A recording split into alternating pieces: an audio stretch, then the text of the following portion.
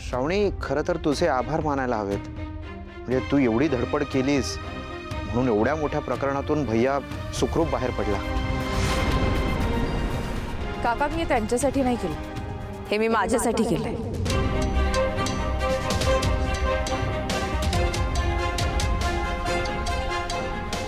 तुम्हाला बाहेर काढणं गरज होती माझी, कारण मला तुमच्याकडनं माझ्या प्रश्नांची उत्तरं हवी आहेत साहेब.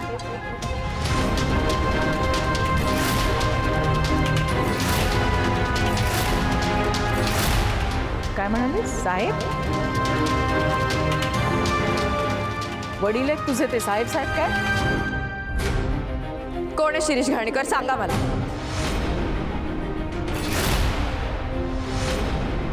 तुम्ही पोलीस स्टेशनला जायच्या आधी जे काही मला सांगितलं ना, त्याचं स्पष्टीकरण हवं आता मला.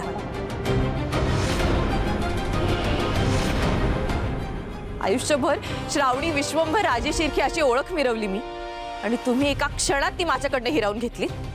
मग कोण आहे आता ही श्रावणी, सांगा मला. मला उत्तर हवंय. कोण आहे शिरीष घाणेकर? त्याचा काय संबंध आईशी, आणि असा काय विश्वासघात केला होता माझ्या आईने तुमचा? काय बडबडतेस ग श्रावणी? विश्वंभर आता कुठून कुठल्या परिस्थितीतून आलाय हे कळत नाही तुला? सगळं माहितीये मला, आणि तरी सुद्धा मला उत्तर हवंय. डोकं फिरवू नकोस उगाच त्याचं.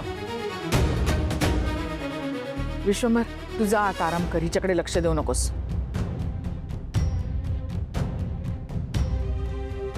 थांबा.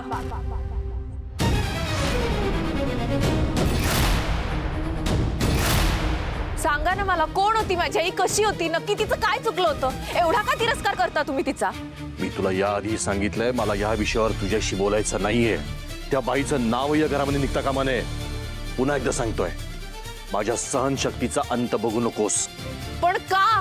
काय झालं होतं? मला तुझं काही ऐकून घ्यायचं नाहीये. ऐकावं लागेल. माझा प्रत्येक शब्द तुम्हाला आता ऐकून घ्यावा लागेल. नंदाक्का, हिला सांग माझ्या रागाचा पारा चढवू नकोस. श्रावणी, तुम्ही थांबा. हा माझ्यातला आणि साहेबांमधला विषय.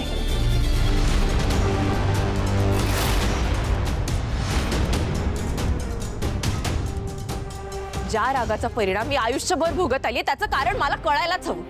त्याशिवाय मी स्वस्थ बसणार नाहीये.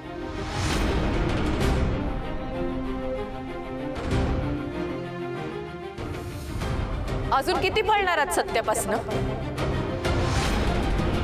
आता अजून एक सत्य मी सांगते तुम्हाला.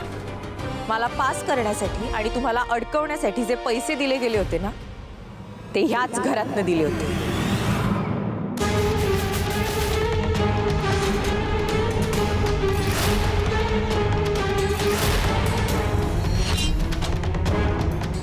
श्रावणी, काय बडबडतेस तू आणि काय वाटेल ते आरोप करतेस? पुराव्यासकट बोलते. ज्या न्यूजपेपरमध्ये गुंडाळून पैसे दिले गेले होते ना, तो न्यूजपेपर ह्याच घरातला होता.